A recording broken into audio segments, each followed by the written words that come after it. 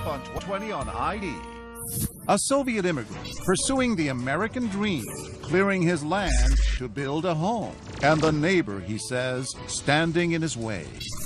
Stop cutting trees! Then... What's going on there? Well, the neighbor assaulted me and I shot him. Was he acting in self-defense? He acted like a gangster, like a tough guy, like a mafioso. Or was he just out for revenge? Vilken saw himself as this sort of modern-day Dirty Harry. Go ahead. Make my day. Who is this guy? This man who murdered my father? Plus, the prominent surgeon who was a hero. Will care for you just as I care for my own family. Everywhere but home. You're out of your mother mind. He slapped me, he pushed me, he grabbed my hair. Behind closed doors, turning from brutal to bizarre. I think we put a gun to our head to get attention. Look at my face. You see a man driven to insanity. What lies beneath? Welcome to 2020 on ID. I'm John Quinones. It can happen in an instant. Someone snaps with tragic, even deadly consequences. And in the aftermath comes the realization that a hidden rage was simmering just beneath the surface. You're about to see two stories of people whose outward appearance masked a dark and dangerous side. First, neighbors embroiled in a property dispute. But as Matt Gutman first reported in 2014, the boundaries in this explosive story were about far more than just land. In the lush green hills of Gentile, Encinitas, California, a toxic tale of shrubbery. The invasive Brazilian pepper tree and two men losing it in a dispute over clearing poisonous bushes from a driveway. 911 emergency. My partner just got shot. Please come to Lone Jack Road. Please hurry. He's bleeding. He got shot in the head. For Evelyn Zeller, March 28, 2013 began as a beautiful day. Hey, they're all beautiful days here in the San Diego suburbs. That morning, she awoke in the master bedroom of this rented Spanish contemporary and shared a tender moment with her boyfriend, John Upton. It was my birthday. John woke me up to wish me a happy birthday. She says Upton, still in his pajamas, headed outside to make room for two day laborers clearing brush on the driveway of their neighbor, Michael Vilken. John went out to offer to move the car. Yes. To understand what happened next, you need to understand the lay of the land. Upton lived here. Vilken owned the adjacent, undeveloped 2.6-acre lot, including this narrow strip, his future driveway. The problem was these Brazilian pepper trees along that strip had become a creeping menace, choking off access, and Vilken needed them gone. On this morning, Upton's Mercedes SUV is parked beside the trees on Vilken's land. He wanted to move the car to give them more space to trim the trees. Just a couple of minutes later, Evelyn gets up to follow him outside. I had set foot on the first step right there as I heard the shots. Using this massive .44 Magnum revolver, Vilken shoots 56-year-old John Upton once in the midsection, followed several seconds later by a second shot to the head, execution style. So I look up the path and I see John lying on the path. And you instantly knew that he was dead? I felt he was dead. And suddenly I hear Vilken go, "Don't get any closer." And he has the gun pointed at my chest. He a crazy dude. He's got a gun. Oh my God. What a the Russian guy, he's still got a gun, man. You gotta be careful. None of it makes sense. Cold-blooded murders just don't happen around here in sunny Encinitas. And neither of these men were magnets for trouble. Certainly not the diminutive, cerebral, and hard-working Michael Vilken. It was just a shock to imagine that Michael was the one to do that. The neighbors were aghast. Yeah, I talked to him all the time. He was friendly to us. He let us park on his lot. Tamara Vilken, Michael Vilken's wife and companion for the past 30 years, stands by her man. Michael has beautiful heart, and other people saying that to me. It's not me saying that. They were God-fearing immigrants who fled the former communist Soviet Georgia to chase their American dream. They bought this vacant land on Lone Jack Road after years of scrimping and saving from his past fledgling career as an economist and hers as a piano teacher. So why did you and Michael decide to buy that piece of land? Well, it was a beautiful piece of land with a great view. It's a great neighborhood, and Michael wanted his whole life to give me a present, and that was his present to me.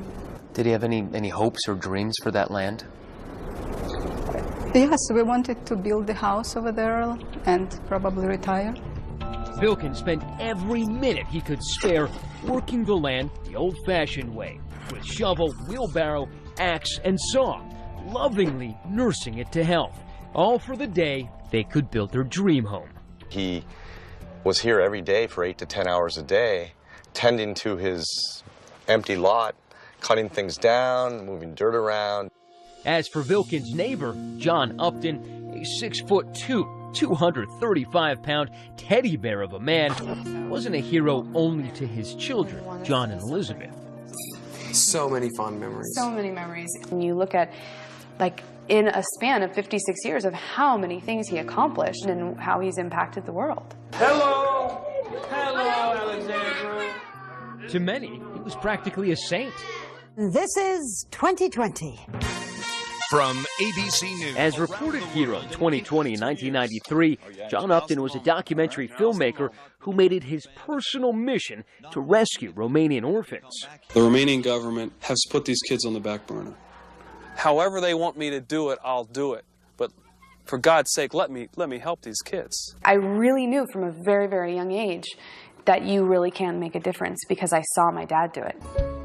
Since then, he'd settled down here with his girlfriend, Evelyn, a New Ager enthralled with Upton's Zen. What was it like living with him? It was wonderful. He was a man who was always in a good mood. He woke up and he was just happy and content, and he was so patient with me, and his love was just beautiful. We love Buddhas, we love serenity and peacefulness and inspiration. So where did it all go wrong? The answer is in the poisonous trees on that narrow strip of Vilken's land.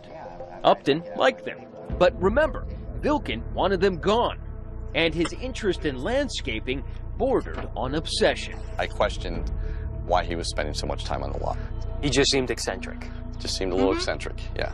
Others chose a different word. I think his behavior was absolutely bizarre. I mean, who buys a site and then hangs out on it and works on it 10, 12 hours a day when the same amount of work can be done in a day with a bulldozer? That doesn't make any sense to me. None of what he did was permitted. This was a landslide property. It wasn't safe for the neighbors. Despite those concerns, Evelyn says Upton never complained about his neighbor. He used to say many times, wow, I admire his work ethic. I've talked to my dad for I've talked to him every day. Forever.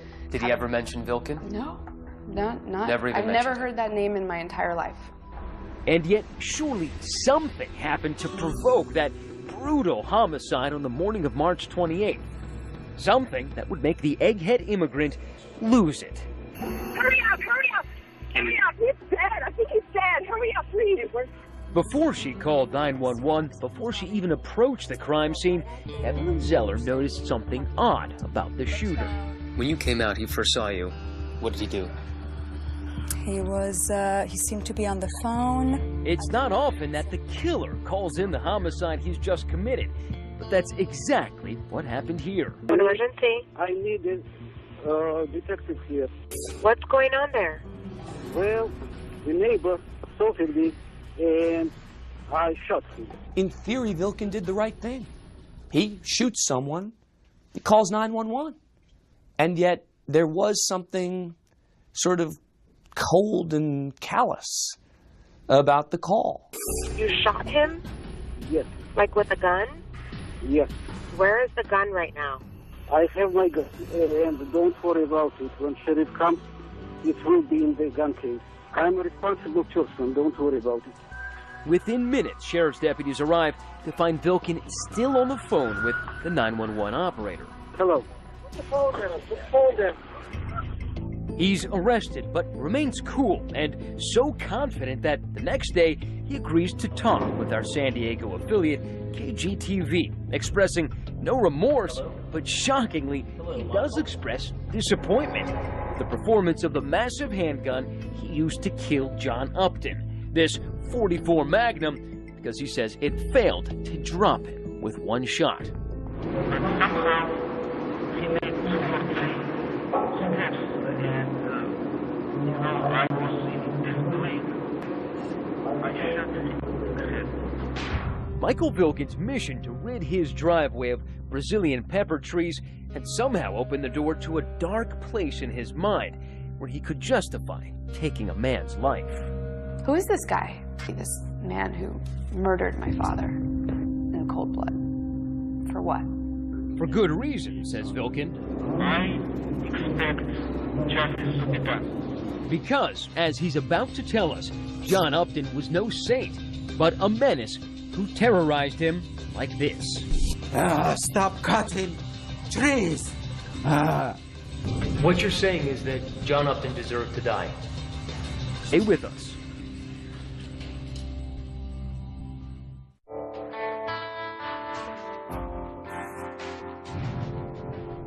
One year after blowing away his neighbor with a cannon of a handgun, Michael Vilken is on trial. The stakes are high, a total of 50 years to life if convicted of first-degree murder. But Vilken is unfazed. He's confident that this was no murder, but an act of self-defense. This case was justified. Self-defense. Mr. Vilken protected his life and shot John Upton. You have to wonder whether Vilken saw himself as this sort of modern-day Dirty Harry, out there to protect himself against the bad guy in defense of a principle. Go ahead. Make my day. He told me, you are a fanatic. The way he looked at me would fry a hamburger. Mr. Vilken loved owning that piece of land. The defense strategy was to put the victim on trial. According to Vilken, his neighbor, John Upton, seen as a saint for his selfless work rescuing abused orphans in Romania, had a volcanic temper which had been erupting on Vilken with increasing ferocity as Vilken pursued his assault on those trees. The heart of the defense here was that Upton was a threat to Vilken, that he wasn't just this lovable, friendly guy, but he was an angry, aggressive guy who came after Vilken. The body language was, don't cut the trees here. When he was talking to me angrily, it was like, But what could have transformed Upton from a global do-gooder to the ogre next door? Remember, he didn't even own his home. He was just renting there. The trees were on Vilken's property, and he had every right to cut them down. As he's standing on this man's own land. The issue is that, for Upton, these Brazilian pepper trees weren't just pretty. They provided him and his girlfriend, Evelyn Zeller, with precious privacy. Well, he took privacy away. It was just like, wow, do you really need to cut these trees down too? I mean, you'll see how it looks. Rising in the witness stand, Vilken demonstrates how Upton would get in his face. Stop cutting trees! Do you solemnly state? And Vilken had a powerful witness to attest to this ugly aspect of John Upton's character. I would say John Upton was a bully, a dominant, controlling kind of guy. He liked to get in people's business. Did he get in your business? Yes, he did. Dwayne Byram is the ex-husband of Upton's girlfriend, Evelyn Zeller. When I was dropping off my kids, he'd get in my face. Get back to your car, back to the driveway. You have no right to come to my house. Byram says the verbal abuse was withering and unprovoked. He said, you're a get the off my property. I believe John Upton had a dark side. And so when you hear Michael Vilken talking about being physically intimidated frequently by John Upton, you're saying that's within the realm of reason? Yes, absolutely. Please have a seat as witness. A sheriff's deputy testified that exactly 1 week before the homicide, Vilken called for help because Upton's vehicle was parked on Vilken's driveway, where he wanted to work. Mr. Upton got pretty angry and began pointing at Mr. Vilkin and said, "Don't come any closer to me," something similar to that. In fact, Vilkin made several calls to the sheriff's department for help in dealing with John Upton, but profanity is not against the law, and Upton made no specific threats, so there was nothing the authorities could do. He did not threaten to break my neck. He did not threaten to break my legs, but I'm afraid of him. Afraid, but not deterred. Vilkin stood his ground, continuing to cut away at those trees while also purchasing that fateful .44 Magnum and warning the Uptons to steer clear. I nailed a sign. The sign said, "No parking on the 30-feet road." But was Vilkin secretly plotting something sinister? 2 day laborers whose faces we're not permitted to photograph testify that on the morning Vilkin went ballistic, they saw him carrying this gun case when he instructed them to remove the Brazilian pepper trees on the driveway where Upton's car was parked. He told you to, if someone came out, don't worry about getting involved. He would take care of it, correct? Yes. Yes, that's right. He was told basically, don't get involved in anything. Mr. Vilkin indicated that if somebody comes out, he had a gun for them. Vilkin then retreats a little way up the driveway to a partially obscure vantage point along the fence. Now, someone might suggest that you were lying in wait. If I wanted to wait for him, I would not cut bushes. I would grow the bushes, and with a rifle, I would wait in the bushes. And sure enough, within minutes, Upton emerges from his home. And he told you he was going to move his car, correct? I see it. Yes, that's right. I was just afraid to go to work there. Okay. Afraid of? Of John Upton. I was just very concerned that he might do something very dangerous. I took the gun out of the gun case and stuck it in the waistband. Why did you do that? I was getting ready for eventual confrontation. The prosecution had already put on a parade of witnesses to show premeditation. Sheriff's deputies turned Vilkin's claim of self-defense against him, saying he contacted them 5 times with questions about his right to carry a gun and stand his ground on his land. He was asking when it was legally justified to carry a firearm on his property and when he was justified in using it. I do. Ironically, no witness may have been more damaging to the defense than Vilkin himself. Detached, showing zero empathy for his victim, he coolly recounts the morning of March 28th. John Upton came out of his house and bullied him for the last time. When he was about 10 feet away, I saw a pistol in his right hand. It was like 1 second, and I pulled out my revolver and shot him. But in fact, there was no pistol in Upton's hand, just a BlackBerry. As a practical matter, in a case where you're claiming self-defense, with these facts, Vilkin almost had to testify. And yet, he was a pretty terrible witness. He calls the police. Vilkin's attorney, Richard Burkon, argues it was self-defense. Remember, Vilkin did not run.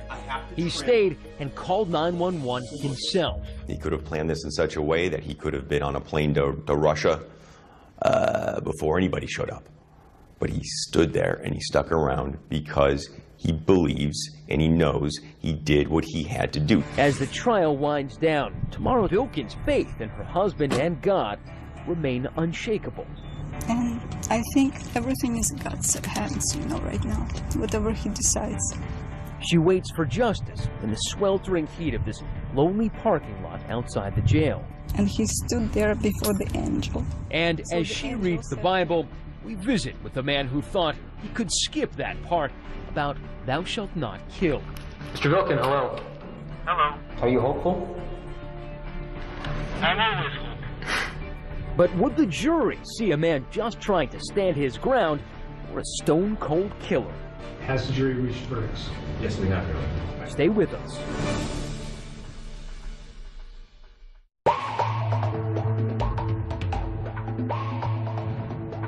John Upton is dead. It has been 18 months since his family tearfully buried him. Michael Vilkin is alive, but the jury's about to make the fateful decision about the rest of his life. This isn't bang bang. He is taking his time. In his closing arguments, the prosecutor opens up on Vilkin, blasting holes in his story, saying his claim of self-defense is indefensible. That gun was overkill. Prosecutors clearly believe this wasn't a fight that culminated in someone getting shot. They believe this was an execution. Portraying not a frightened, diminutive immigrant, but quite possibly the first person in this jurisdiction to commit murder over landscaping. The neighbor assaulted me and I shot him. You shot him? Yes. Calm, collected, trying to assure the 911 operator that he is a responsible person. The defense scrambling. It sounds so stupid. We're talking about trimming trees. It's on this man's land. Defense attorney Richard Burkhan tries to assert that the Georgian emigre was simply engaged in that most American of activities, protecting his homestead. Draw upon your common sense. You've got a much larger person and a much smaller person that's going, don't work here anymore. And that's what Mr. Vilkin was enduring, threatening behavior. But it was his unsympathetic demeanor on the witness stand, often nonchalant, sometimes even laughing, that had more of an impact on jury foreman Brooke Haley. The fact that he was his own character witness and he didn't acquit himself well. I am ashamed to use this figure of speech, but he shot himself in the foot on the stand. Yeah. Finally, in June 2014, the verdict. We, the jury, in the above entitled cause, find the defendant, Michael Vilkin, guilty of the crime of murder in the first degree. First-degree murder. Those words cruelly ricocheting in Tamara Vilkin's head. When you were sitting there in court and you heard murder in the first degree, what went through your mind? I didn't believe it. I did not believe it. I still don't believe it. I'm going to appeal as far as I can go. It doesn't matter whatever it takes. I am going to fight.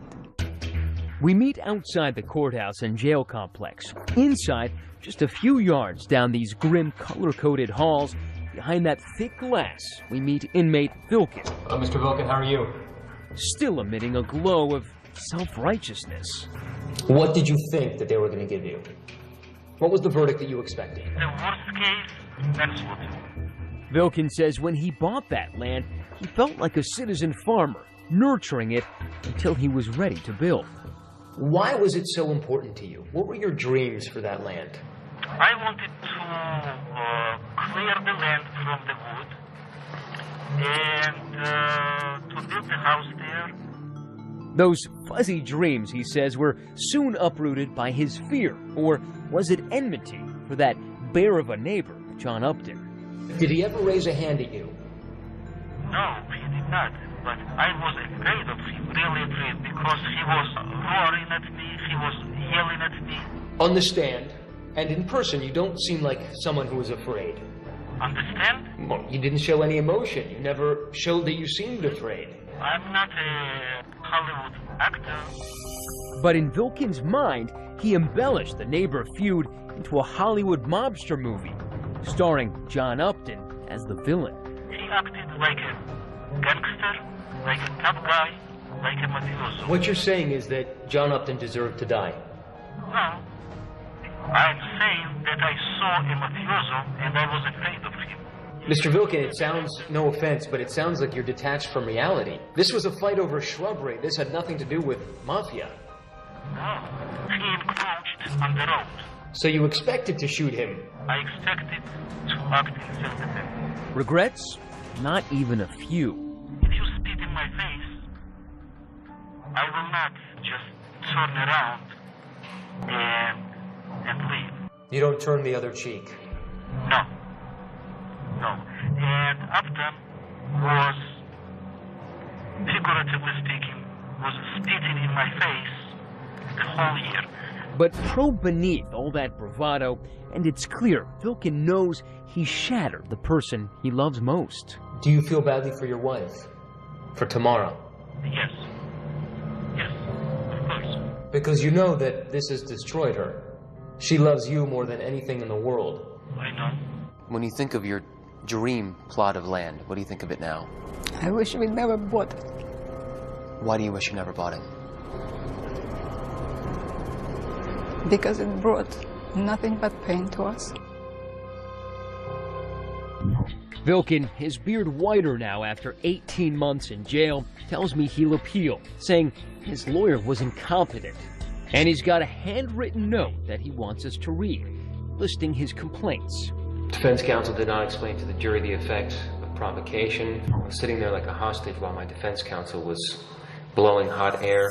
But as we wrap the interview, this convicted killer, who at times smiled like a kindly uncle, patiently answering all of my questions without a hint of anger or remorse, leaves me with one final chilling thought.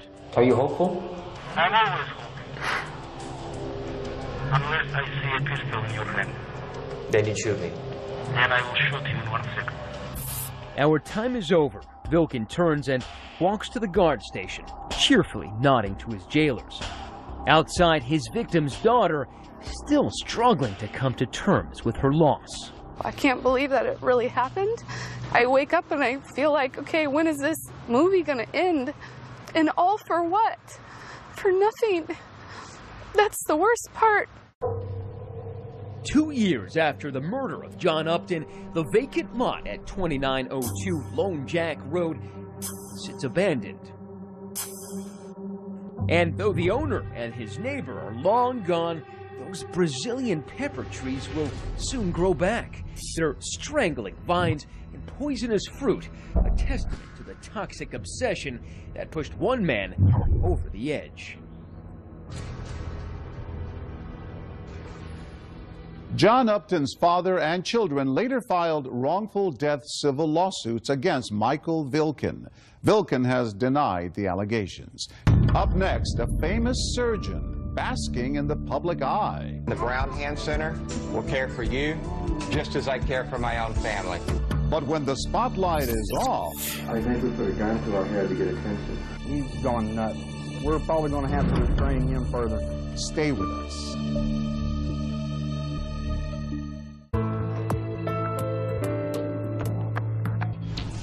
He was a famous doctor, respected for his skills and known for his family-friendly image. But as Elizabeth Vargas first reported in 2013, Dr. Michael Brown would become known for something else, something far more disturbing. Losing it at 30,000 feet isn't pretty. Like these twin sisters settling a family dispute in the aisles of coach class. Why if you would just let her beat, we would beat back! Or these dudes duking it out in the not-so-friendly skies. But when Houstonians heard the news that a local doctor had allegedly used his surgically trained hands to choke a flight attendant, you might have to excuse them if they thought, oh no, not again. You see, this isn't just any doctor. His name is Michael Brown. Guys, no pictures. It's ridiculous. And in recent years, he's had more appointments in courtrooms than operating rooms. I personally believe that he never sees himself as anything but a victim, and that he feels anyone that disagrees with him must be punished. And I think he's a very angry man. At one time, Michael Brown was one of America's leading hand surgeons, an innovator in a treatment for carpal tunnel syndrome with a taste for finer things. For the doctor, that meant a life of Texas excess and exes. He'd already been through 2 wives by the time he met 20-year-old Darlene in 1993. What was it about him that did captivate you? He was very sweet, just very attentive to me. Treated me like a princess in the beginning. Did he buy you gifts? Yeah, he absolutely spoiled me in the beginning. After 2 weeks, they were living together, married just about a year later, though it almost didn't happen except for Darlena's mother stepping in. When they decided to get married, and it was my fault, she decided on the wedding day, no, I don't get married. And I thought it was a jitters. To the outside world, Brown looked like a big-hearted healer. His TV commercials brought patients from around the nation to his Houston offices. He had fame. He had fortune. I personally train the doctors in the Brown procedure, and the Brown Hand Center will care for you just as I care for my own family. Daddy's baby girl. But Darlene says she soon found out how Brown treated his actual family. He used to be very, very sweet, very attentive to my needs, just abnormally sweet to me at all times. And then we get married and things changed. It was on the honeymoon that you saw the first example of Mike and his temper? We fought the entire time. We went to Maui, which is supposed to be, and it is gorgeous. However, we fought every single day. Back home, Darlena says her husband's volcanic temper often erupted when she would go out clubbing with her girlfriends, suspecting she was cheating, especially when he drank.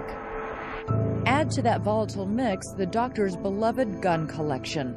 Darlena was frightened, and after an early separation, she says things only got worse.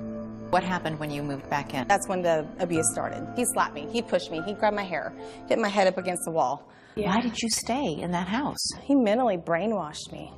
If I told him that I was going to leave, he'd threaten me. He would talk down to her. She was good. She never did anything right. She couldn't cook. I've been over there when he's, why'd you fix this? This tastes like slop. You keep doing that person, you belittling them. And it's abuse. I didn't think anybody would believe me because he's the one that had all the money. He's the one that had all the power. They're in love. They feel like they can change the person, and the abuser makes the woman feel like it's her fault. And if you feel guilty and you feel vulnerable and you feel like it's something you've done, then there is this fear about leaving. By the year 2000, Darlena and Dr. Brown were still a couple with one baby and another on the way. Darlena figured that being pregnant, she'd get a break from her husband's scalding rage. She figured wrong. So what happened toward the end of your pregnancy, the incident that finally blew the lid off? I'm watching a show on TV at about 10 o'clock, and here he comes into the door. Mike comes in, and he immediately starts yelling that I don't love him. And I go into the kitchen, and I grab the phone, like I always did, to call my mom. And he grabs the phone from me and starts beating me over the head with the phone. She claims he grabbed her by the hair, dragged her into the bedroom. We had a 4-poster bed, and I saw the bedpost on the floor, and I'm like, oh no, this is going to be bad. And I was so used to it, though. Really? Yeah, I was used to it, which is just crazy. But the next thing I know, I'm on the ground, and he's sitting on my stomach, being 7 months pregnant, telling me that I am effing not going to have that baby. He took the bedpost and was just beating me over the back with the bedpost. She managed to escape, but says he now started shooting one of those guns. Luckily, he missed. She was able to call 911. I can't even open my right eye. I'm bleeding. I'm 7 months pregnant. Her face was all swollen. Her mouth was huge, and we'd beat on her head. They had the long bedposts that are on their bed. Had this huge bedpost mark. I'm sorry. All the way down her back. Soon after, Dr. Brown was arrested. This is police video right after Dr. Brown was taken into custody. He's gone nuts. We're probably going to have to restrain him further. Smashing his head against the squad car window. The very last abuse that he did on me, it made it totally public.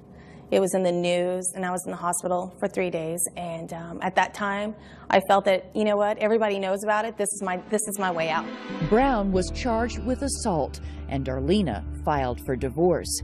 As the separate proceedings worked their way through the courts, evidence turned up showing Dr. Brown's alleged behavior going from the belligerent to the bizarre. I think we put a gun to our head to get attention. Maybe a little bit, but we know it's futile. That's Dr. Brown recorded on his own video camera in 2001. Why is he holding a gun to his own head? He claimed he was simply working on a Hollywood script.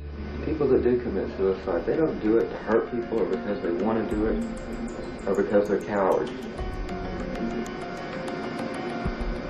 They do it because they are being tortured during agony. And that's the only way to stop the pain. But Darlena doesn't buy it. She says it's evidence of a man on the edge. So that scene we see on this videotape was actually what you were seeing on a pretty regular basis inside this house? This, Yes. the prominent Houston doctor, was Yes. what he was really doing behind closed doors? Yes. Pretty scary. Dr. Brown claims he acted in self-defense the night he was arrested, but the jury doesn't believe him. Darlena won a $3 million divorce settlement. He can't hurt me this time because everybody knows. I think if you had to describe Mike in one word, it would probably be misunderstood. Brown's lawyer is Brian Weiss. It was his continuing bad choice in women, particularly a profile, if you will, of the same woman who would repeatedly show up in his life, somebody looking to get paid, somebody who viewed Mike as an ATM. Though he turned down our request for an interview, Dr. Brown did speak in this deposition. Darlena lied on the witness stand. Her mother lied on the witness stand the day of the trial, and the jury believed Darlena and not the truth. Ultimately, he pleaded no contest to aggravated assault charges in exchange for 10 years probation and set off to resume his life. But the doctor's inner demons would not be silenced. There would soon be a new wife, new accusations, more sensational headlines, and another judgment day in court. He went to rage and he grabbed her. He was a dangerous man, and I wanted him to be held accountable for what he did this time. Look at my face. You see a man driven to insanity. Stay with us.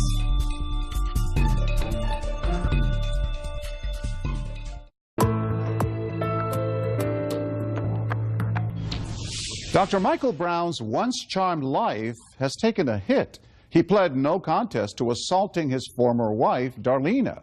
Now, as Elizabeth Vargas picks up the story, this surgeon may be down, but he's hardly out.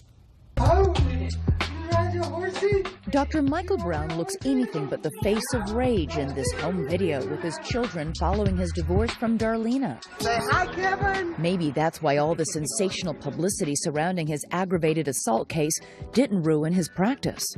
The caring father, the passionate CEO, somebody who has done so much good for so many people. Dr. Brown's patients either don't know or don't care about his personal controversy. After his 2001 divorce, Brown's business thrives. Several new offices open. He's got a private plane, new homes, and things were going great. That is until he was called before the Texas Board of Medicine. It seems the private plane wasn't the only way the good doctor was getting high. He certainly seemed to have a problem with cocaine, and that's how he ultimately lost his license. Even though his license was revoked, Brown continued to live a charmed life. My baby got me a king throne chair. There was a beautiful new wife, Rachel, and a new family and more children. And a bunch of kiddos. Dr. Brown polished his image, distributing these photos from a self-published book, showcasing swanky parties, social events with luminaries like President Bush. Brown even won a humanitarian award, but once again, behind the scenes, the picture-perfect marriage was collapsing. It sounds like there's an aspect of his personality that is all about control and him just being able to, in spite of everything that he has to lose, express himself in whatever way he wants to.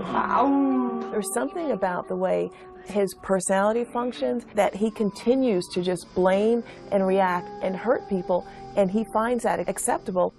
You're out of your mind. They did not. It's cost $50,000 since you called the police, Rachel. Rachel recorded these phone calls from Michael in late 2011. I am not the enemy, Rachel. You attacked me, Michael. You attacked me. Rachel, who declined to do an interview with 2020, wanted proof that Dr. Brown was out of control. Will you ask yourself that, you stupid? Those recordings became evidence after Rachel accused Brown of twisting her arm as if he meant to break it. Prosecutors charged him with felony assault. He's a repeat offender, and I think, and thought he was a dangerous man, and I wanted him to be held accountable for what he did this time. The trial of a prominent former hand surgeon is about to get underway. The case hits the local news, and Rachel takes the stand to tell her story. Reached back. When he threw it at me, I moved my head. I'm really proud of Rachel Brown. She stood up to him, she testified, and she told the jury what he did to her. But her testimony isn't convincing, and Dr. Brown's lawyers call her a money-grubbing gold digger. It was all about money. I think that's what happened in his previous divorce case. It was all about money. Any troubles that he's had can be traced to that. A jury has found a former surgeon not guilty of attacking his wife. In the end, the jury doesn't believe Rachel, and Dr. Brown is acquitted. I think everybody knows who Dr. Brown is. Very well-known hand surgeon. But you can't judge a case on who he is, what he has, what else. But I just feel like there was not enough concrete evidence to convict him. You can't worry about any prior cases. Triumphant in court, Brown's lawyers cut off his electronic monitor for the cameras. The judge has authorized me to cut it off. And the doctor was free once again to go about his business. I'm just relieved and want to take care of my kids and get on with my life. It seemed the doctor had vanquished all of his enemies, except perhaps himself. Fast forward to that flight from London, Dr. Brown allegedly wanted his dinner before the crew was ready. The crew claims that led to a shouting match, which ended with Brown grabbing and finally choking flight attendants, resulting in his arrest. Dr. Brown's attorney claims his client doesn't recall